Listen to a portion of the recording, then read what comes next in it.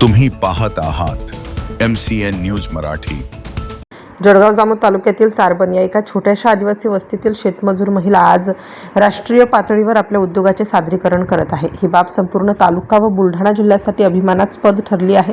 रुबल फाउंडेशनच्या उद्योजकता प्रशिक्षणातून घडलेली ममिता काशीराम सस्त्या या आदिवासी महिलेने तेलंगणा राज्यातील हैदराबाद येथे सूक्ष्म, लघु आणि मध्यम उद्योग मंत्रालयाच्या संस्थेत रुबल फाउंडेशनच्या मार्गदर्शनात मोहाचे लाडू या उद्योगाचे प्रभावी सादरीकरण केले आणि उपस्थितांची दाद मिळवली।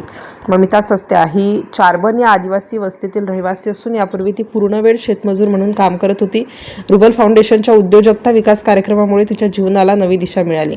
रुबल संस्थेच्या प्रशिक्षण टीमच्या मार्गदर्शनाखाली तिने पारंपरिक व पौष्टिक मोहाचे लाडू तयार करण्याचे कौशल्य आत्मसात करून स्वतःचा उद्योग सुरू केला।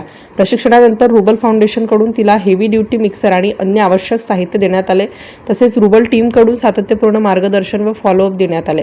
रुबल संस्थेच्या आर्थिक साक्षरतेच्या मार्गदर्शनामुळे तिला खर्च, उत्पन्नाचे नियोजन, योग्य दर ठरवणे आणि बचतीची सवय लागल्याची माहिती फाउंडेशनचे संस्थापक डॉ. कुलदीप सिंह राजपूत यांनी दिली आहे।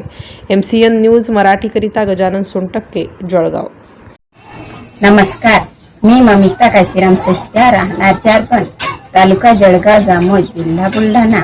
मला रुबल फाउंडेशन तर्फे ट्रेनिंग दिलं गेलं होतं। त्यात व्यवसाय कसा करायचा हे शिकवण्यात आलं आणि मी मोहाचे लड्डू बनवणार आहे।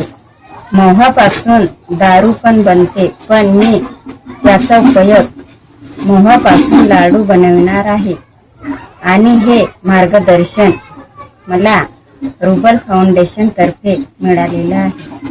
धन्यवाद।